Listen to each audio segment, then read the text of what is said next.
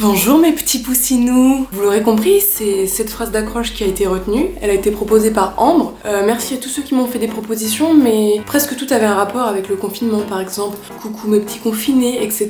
Et comme je vois bien plus loin avec cette chaîne YouTube que le confinement, vous comprenez bien que ça ne fonctionnait pas. Donc j'ai retenu coucou mes petits poussinous, donc j'espère que cette familiarité vous plaît. On se retrouve aujourd'hui pour une vidéo qui est un concept que j'avais vu sur le YouTube de 2014. On est toujours dans la même lignée YouTube 2014 avec cette chaîne, donc que j'avais vu à l'époque sur la chaîne de l'instant futile, je crois. Il me semble qu'elle avait inventé ce tag. Le principe du podium D, c'est que vous m'avez donné des catégories et je vais faire le podium de mes trucs préférés dans ces catégories. Vous allez très vite comprendre. Vous avez été au top, vraiment. Vous m'avez donné plus de 90 catégories, je crois, au total. Donc on ne va pas faire 90 catégories, on va quand même en faire 30, donc c'est déjà beaucoup.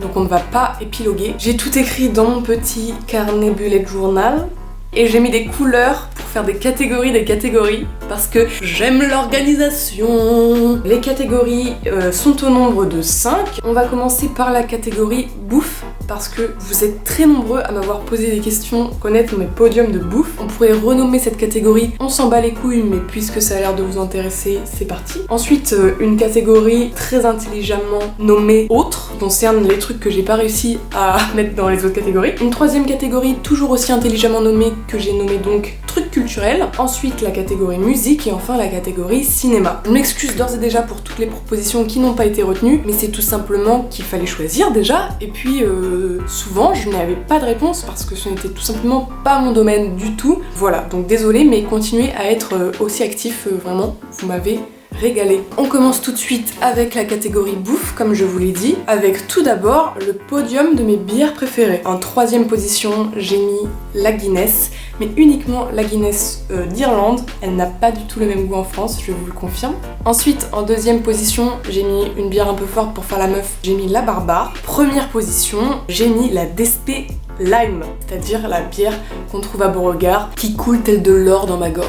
Ensuite, autre catégorie bouffe, beaucoup demandé, parce que vous me connaissez bien, le podium des meilleurs fromages. En troisième position, une troisième position très bien méritée pour le camembert. En deuxième position, bien évidemment, le parmesan, étant donné que je mets du parmesan au-delà des pâtes, sur le riz, sur les légumes, sur absolument tout. Et enfin, bien évidemment, première place pour le petit fromage de chèvre, ma vie. Ensuite, alors, ça m'a été beaucoup demandé et c'est un grand mystère pour moi. Au moins 3 ou 4 personnes m'ont demandé mon podium des fruits. Si c'est ça que vous voulez savoir sur moi, je vous le dis tout de suite. Donc en troisième position, j'ai mis le kiwi.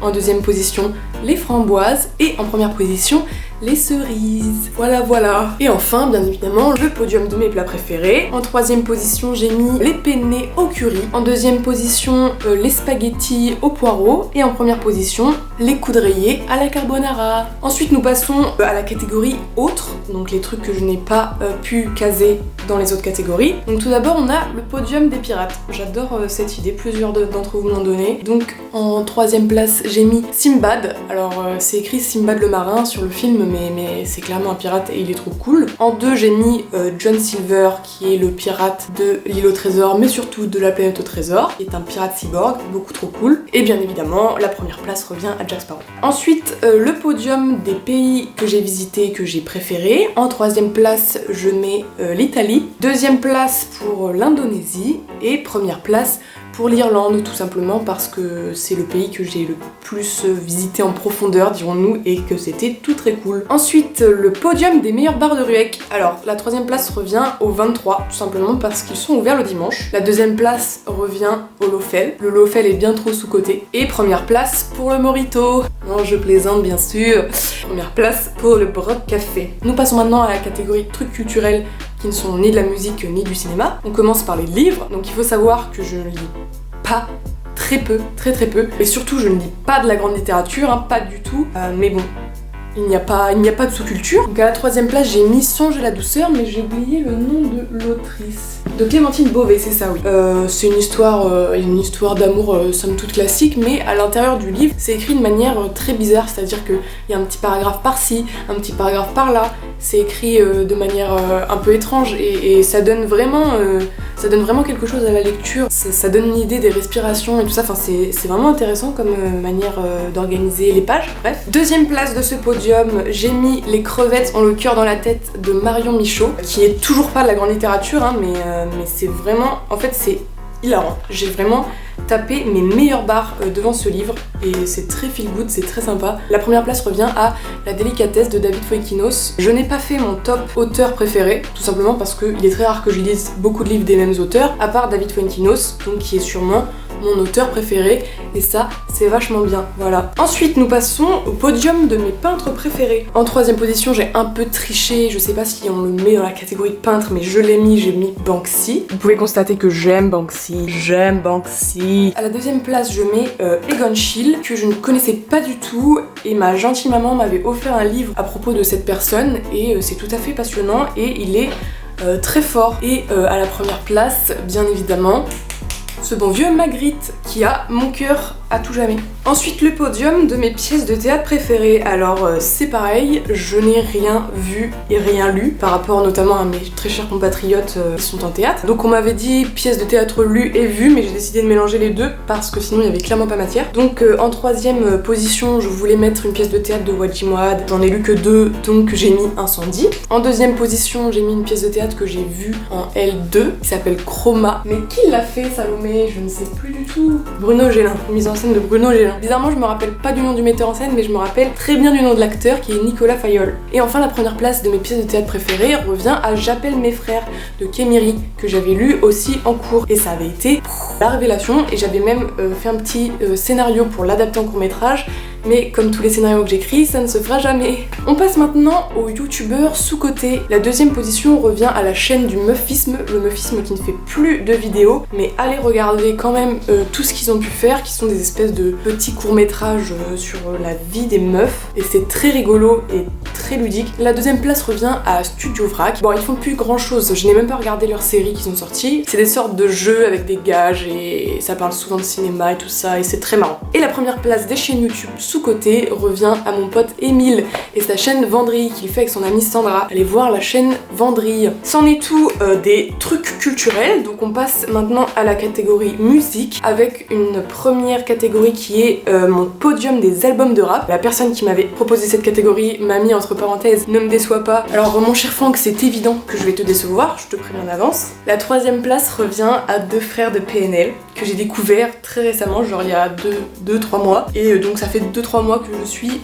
QLF. La deuxième place revient à Enfant terrible de Columbine. J'ai l'impression que les gens n'aiment pas Columbine, mais j'aime énormément Columbine, et Enfant terrible est un album que je possède et que j'ai énormément écouté. Et la première place revient bien évidemment à Flip de Lampal. Ensuite, le podium des meilleurs concerts auxquels j'ai assisté. Alors la troisième place revient au concert de Lana Del Rey que j'ai pu voir en 2014 à Rock en Seine. Elle n'a que la troisième place parce que c'était en festival et c'est pas vraiment la meilleure situation pour la voir, je pense, mais c'était très cool quand même, j'ai pleuré pendant 1 heure. La deuxième place revient à Odezen que j'ai vu l'année dernière au BBC, et ce concert était vraiment fou. On était tous en transe, c'était vraiment trop bien. Et la première place revient à Chaka Ponk que j'ai vu au Zénith de Caen.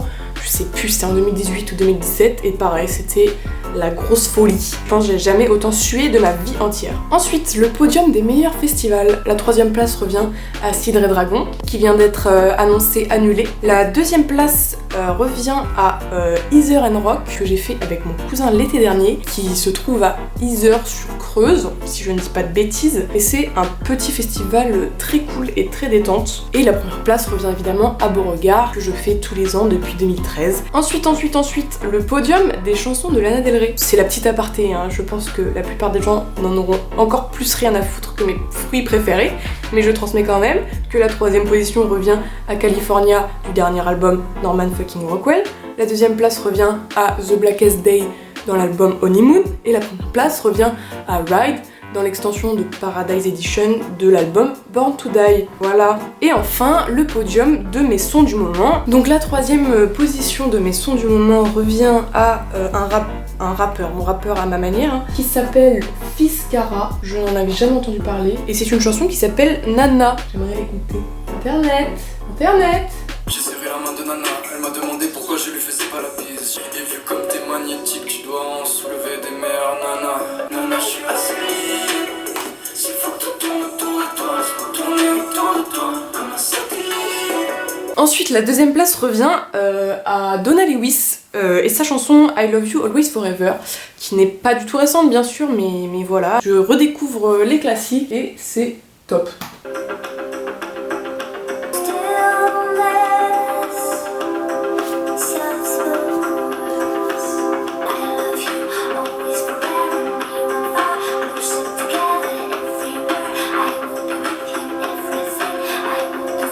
Et enfin, la première place revient à Laurent Voulzy pour sa chanson qui s'appelle Cocktail chez Mademoiselle. Je suis très fan de Laurent Voulzy depuis 30 secondes. Les amis de Mademoiselle sont venus voir Mademoiselle, c'est mignon, c'est cocktail.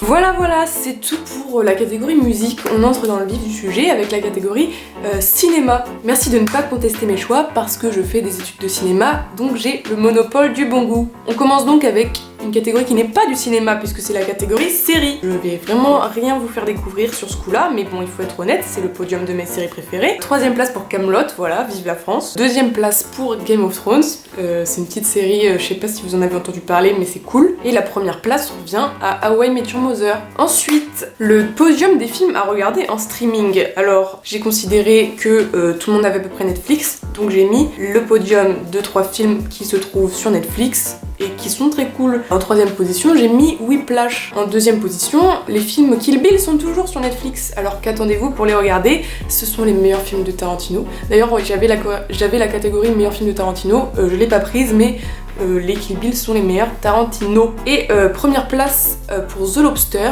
c'est vachement bien.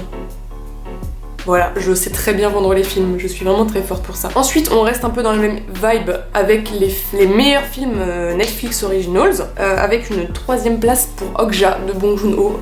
C'est loin d'être le meilleur Bong Joon-ho, mais il est quand même très bien. Deuxième place pour un film qui est sorti genre la semaine dernière et que j'ai découvert la semaine dernière, qui est La Plateforme d'un espagnol dont j'ai oublié le nom. J'ai un peu fait les premiers trucs qui me venaient en tête, mais c'était vachement bien. Et première place pour Marriage Story. Ensuite, le top des films français. Alors, le cinéma français est merveilleux, je veux dire, j'ai extrêmement galéré pour cette catégorie, j'adore le cinéma français, mais il faut faire des choix. J'ai mis que des trucs très récents, j'ai du mal à voir plus loin que l'année dernière parce que j'oublie. Donc j'ai mis en troisième place Patient par Grand Corps Malade et son pote dont j'ai également oublié le nom. Deuxième place pour Le Monde est à toi de Romain Gavras, qui était le film que j'avais préféré en 2018. Et première place pour Grave qui divise, qui fait débat, mais qui pour moi est une révolution, voilà, tout simplement. Les meilleurs films de 2019, donc de l'an passé. Troisième place pour Tu mérites un amour, réalisé par, j'ai encore oublié le nom, Afzia Herzi, voilà. Deuxième place pour Parasite, voilà, on n'en parle plus. Et première place pour La Favorite. J'ai l'impression que personne n'a vu ce film alors qu'il est vraiment ouf, qui est réalisé par Yorgos Lanthimos comme The Lobster et c'est trop bien. Ensuite, alors les films que tout le monde pense qu'ils sont nuls mais qu'en fait ils le sont pas, donc c'est très subjectif bien sûr, mais en troisième place j'ai mis Valérian de Luc Besson. Je ne sais pas pourquoi tout le monde déteste ce film, je l'ai trouvé trop bien. Deuxième place pour Pirates des Caraïbes 4, le Pirate des Caraïbes qui a déçu beaucoup de fans de la trilogie, mais moi il trouve encore crédit à mes yeux. Et enfin première place pour Twilight, le premier bien sûr, après c'est de la chiasse. Après le délire vampire, voilà, je peux comprendre que ce soit pas le délire de tout le monde, mais franchement le premier Twilight est bien. Les décors, la musique, c'est trop bien. Ensuite, les films qui auraient dû être géniaux, mais qui malheureusement ne le sont pas du tout, c'est-à-dire en gros les films qui m'ont déçu. En troisième place, j'ai mis Roméo plus Juliette, je ne sais pas non plus qui a réalisé ça. Baz Luhrmann, ah bah j'ai le seul, c'est celui qui a fait Gatsby. Gatsby c'est bien, mais Roméo plus Juliette c'est pas bien. Ça me déçoit encore plus. En deuxième place, j'ai mis L'écume des jours, l'adaptation du roman de Boris Vian par Michel Gondry. Je pense que je suis d'autant plus déçue que Michel Gondry a fait aussi mon film préféré. Vraiment, c'est horrible. J'aurais dû le mettre à la première place. Oui, j'échange. L'écume des jours est à la première place. Le casting est ouf, le réalisateur est ouf, le roman de base est sûrement ouf. Je l'ai pas lu, mais à skip. Mais le film, ah, quelle horreur. Ensuite, donc, du coup, la première place qui a switché à la deuxième place, il s'agit de l'adaptation d'Alice au Pays des Merveilles de Tim Burton. Ça, c'est pareil, c'est pas très bien. Alors que, pareil, bon réal, bon casting, bonne matière de base, mais ça ne fonctionne pas du tout pour moi. Ensuite, les films de mon adolescence. Alors j'ai une adolescence très axée sur les teen movies, enfin vraiment les teen movies de base et la romance. Mais ça ne se voit pas à la 3ème place puisque j'ai choisi Arrête-moi si tu peux avec Leonardo DiCaprio et Tom Hanks parce que je l'ai découvert ado et que je l'ai vu et revu parce que je le trouve génial et je le trouve toujours génial. Un film que je trouve peut-être un peu moins génial aujourd'hui. Oh merci. N'oublie jamais. Oui si c'est toujours bien mais bon, plus de là à le regarder 3 fois par jour comme j'ai pu le faire. Et en première place, j'ai mis Le Monde de Charlie. Je l'ai pas revu depuis longtemps, mais je pense qu'il est toujours pas mal. Et surtout, la bande originale est vraiment ouf. Ce film m'a fait découvrir David Bowie et les Smiths. Ensuite, le podium de mes films préférés, toutes catégories confondues. Donc, 3ème place pour Grand Budapest Hotel de Wes Anderson. 2ème place pour La Planète au Trésor, le Disney le plus sous-coté d'histoire parce que c'est le meilleur, tout simplement. Je l'ai dans la peau. Des pirates dans l'espace, c'est des pirates dans l'espace, c'est tout. Pas d'autre justification nécessaire. Et enfin, première place pour Eternal Sunshine of the Spotless Mind. C'est le film de préféré de beaucoup de gens, et tous ces gens sont les meilleurs gens. Mes acteurs français préférés. Alors j'ai vraiment galéré à trouver ça parce que je me suis jamais trop posé la question, et je dirais pas que j'en ai, mais du coup j'ai mis des acteurs que récemment j'ai vus dans des trucs qui m'ont vachement plu, et qui seront sûrement des arguments pour me faire aller au cinéma. Donc en 3ème place j'ai mis Karine Viard, qui récemment était à l'affiche de Chansons douces et des Chatouilles, et elle est bluffante, vraiment. 2ème place, non pas pour l'homme, mais pour l'artiste, j'ai mis Vincent Cassel, qui est quand même très très fort. Et en première place, j'ai mis Alain Chabat. Ai-je besoin d'expliquer pourquoi? Non, je ne pense pas. Ensuite, mes acteurs préférés américains. Donc en 3ème place, j'ai mis Jake Gyllenhaal, puisque son interprétation dans Night Call est la plus belle performance d'acteur que j'ai vue de ma vie, je pense. 2ème place pour Ryan Gosling, pareil, on n'expliquera pas pourquoi. Et 1ère place pour Johnny Depp. Je suis pas très originale, mais faut dire ce qui est. Une autre catégorie qui est les films préférés avec mon acteur préféré dedans. J'ai fait un petit top des films de Johnny Depp. Je me suis forcée à ne pas mettre Pirates des Caraïbes parce qu'on aura compris que j'aime bien, que j'aime beaucoup. En vrai, il aurait été à la 1ère place, mais pour varier un peu les plaisirs et faire découvrir peut-être des films, je ne l'ai pas mis. Donc en 3ème place, j'ai mis Arizona Dream de Emir Kusturica. J'ai pas envie de déblatérer. De toute façon, cette vidéo va être trop longue pour ce que c'est. Allez voir Arizona Dream. En 2ème place, j'ai mis Deadman de Jim Jarmusch. Et en 1ère place, j'ai mis Edouard en main d'argent de Tim Burton. Et on finit, et oui c'est déjà la fin, avec le podium des meilleures idées de podium qui m'ont été proposées. Alors j'ai mis 3 idées auxquelles j'aurais pas pensé et je trouvais que c'était des très bonnes idées. J'ai mis Chanson de Lana Del Rey, pour mon petit plaisir personnel d'y avoir réfléchi et d'avoir réécouté les albums. En 2, Pirates. Plein de gens m'ont proposé ça et j'ai trouvé ça trop mignon et une trop bonne idée. Et en 1ère catégorie, je mets Concert parce que pareil, j'y aurais pas pensé et je trouve que c'est une très bonne idée de podium. Voilà, c'est tout pour cette vidéo. N'hésitez pas à ne pas contester mes réponses. Choisissez votre catégorie préférée et faites votre petit podium dans les commentaires, ça m'intéresse beaucoup. J'espère que cette vidéo plus ce 1er degré vous plaira quand même et que ça vous intéresse même s'il ne s'agit pas de se foutre de ma gueule. Merci en tout cas d'être toujours au rendez-vous toutes les semaines et on se retrouve très certainement la semaine prochaine pour ma 5e co-vidéo. Voilà, au revoir mes petits poussinous.